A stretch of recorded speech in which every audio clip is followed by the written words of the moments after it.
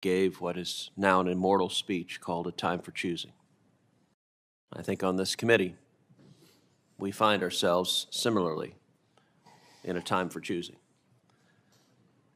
The senator from Connecticut is trying valiantly to rehabilitate this nominee.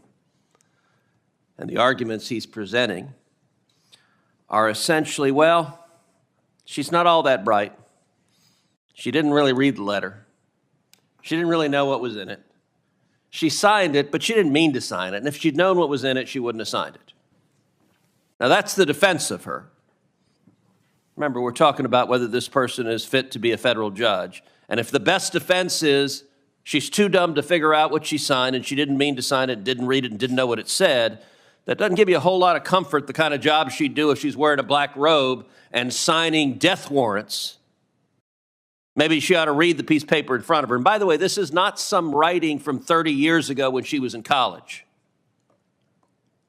This was written March 16th, 2020, 3 years ago. It's recent. I don't believe it's an accident that she didn't turn it over. She knew damn well this is a radical document. And look, the notion that she did not understand what it meant. I'm holding it in my hand. Let me read you. I'm just going to read you from the very beginning, because let's see if it's subtle. Let's see if they hide the ball, what it talks about. Here are the opening words of the letter. The undersigned organizations and individuals call on Governor Lamont to act immediately to protect the lives of the incarcerated people in our state. 3 urgent steps are needed. 1, the immediate release of as many people in custody as possible. 2, a moratorium on new admissions into jails and prisons. And 3, evidence-based, humane, and rights-affirming measures to protect the health and well-being of the individuals who will stay behind walls. That's the opening paragraph. It ain't subtle. To my friend from Connecticut, if she's not bright enough to figure out this letter is saying, let the criminals go, when it says in the opening paragraph, we demand right now you let the criminals go, then she needs to go back to remedial English in 5th grade and not become a federal judge. By the way, the letter goes on and on and on.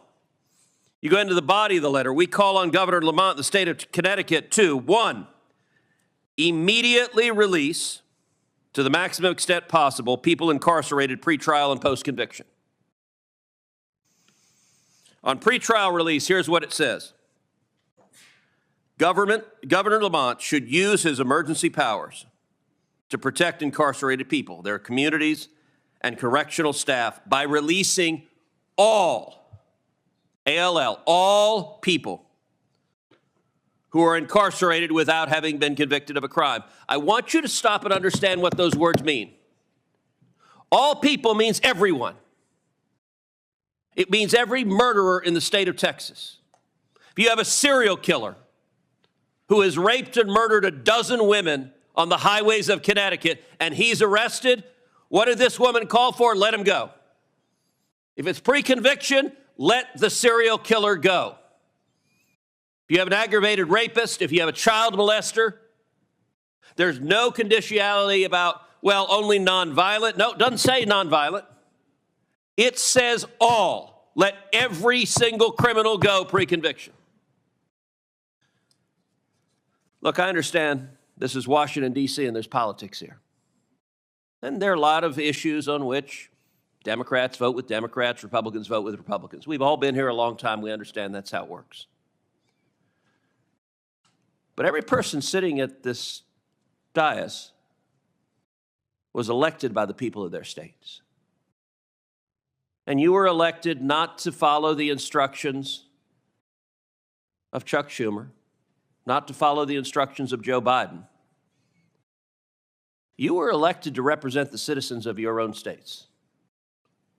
I've been to the states of every member of this committee. I promise you the citizens of your state would find this a simple question. I expect in a minute every Democrat, like the Soviet Politburo, is going to vote for this judge, because that's what happens. You're not going to refute the substance of what we said. You're just going to be, we're Democrats, we're voting yes. And part of the reason you are is you're very confident the media back home is not going to ask you about it. I would challenge the Democrat members of this committee. Go home and convene a town hall in your state. Ask the citizens of Illinois, should we confirm to the federal bench a woman who demanded that Connecticut release all violent criminals, all criminals pre-conviction, all murderers, all rapists, all child molesters? Should we make her a federal judge with the power to do that? Ask the citizens of Rhode Island. Ask the citizens of Minnesota. Ask the citizens of Delaware and Connecticut and Hawaii and New Jersey and California and Georgia and Vermont and California again. I guarantee you, I don't care how blue your state is. Your citizens, if you ask them, so what do you think? Someone who thinks we should empty the jails and release violent criminals, should they be a federal judge? Great state of Georgia, the Peach State. I don't think you could find a room of people who would say, yeah, that should be a federal judge. Just about anybody. You can get a bunch of lefty college kids. Ask them, should that be a federal judge? They'd say, of course not. Constitution gives this body the power of advice and consent. But it only works if people have the backbone to use it. If you view your job as I'm a rubber stamp for the Biden White House, whoever they send us, look, the Democrats on this committee have already signed off on 3 nominees of the Department of Justice who want to abolish the police. You've already signed off on a radical judge who describes himself in his own words as a, quote, wild-eyed liberal, says he wakes up every morning motivated by hatred for conservatives. He's a federal judge in New York. God help you if you're a conservative and you're in his court. You go sit there, Your Honor, you realize Your Honor woke up that morning motivated by hatred of you. But every Democrat thought that was fine. That looks like a good judge to us. And you're preparing to move forward on a judge that literally doesn't know what Article 2 of the Constitution is. We've also got another judge whose most significant legal experience was a driver's license revocation proceeding. You all know this is garbage. You know the right thing to do. What it takes is one Democrat to have the gumption to say no. And by the way, all right, y'all are familiar with the little bracelets people wear, WWJD, what would Jesus do? I'm going to suggest to the Democrats you have a version of that. And with respect to the good Lord, I'm not going to invoke his name. I'm going to make a more terrestrial version. I'm going to suggest that you guys wear a bracelet that says WWJKD. That when you're thinking of what to do, ask yourself, what would John Kennedy do?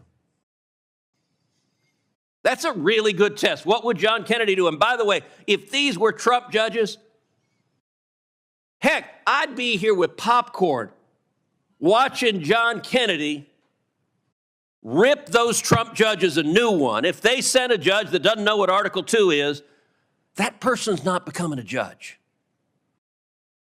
Because John Kennedy actually respects what it means to be a judge. He spent too much time in too many courtrooms to know if you have a jackass who doesn't know what he's doing or an ideologue on the bench, it's bad for the rule of law. And y'all remember, John Kennedy torpedoed Trump judge after Trump judge. We had a lot of great judges, but we had some that weren't great. And the ones that weren't great, the Republicans on this committee said, no, go back and do it again. Is there even a single Democrat who could look at that bracelet, what would John Kennedy do, and say, you know what? A judge who calls for releasing every violent criminal in the state of Connecticut who's on pretrial containment, that shouldn't be a judge. You all know it. The choice you're facing is, well, if I vote no, wow, the White House is going to be really mad. If I vote no, Chuck Schumer is going to be really mad. You know, I'm supposed to follow the instructions of my party. You're United States senators, for Pete's sakes. You don't represent the White House. You don't represent Chuck Schumer. You represent the people in your state.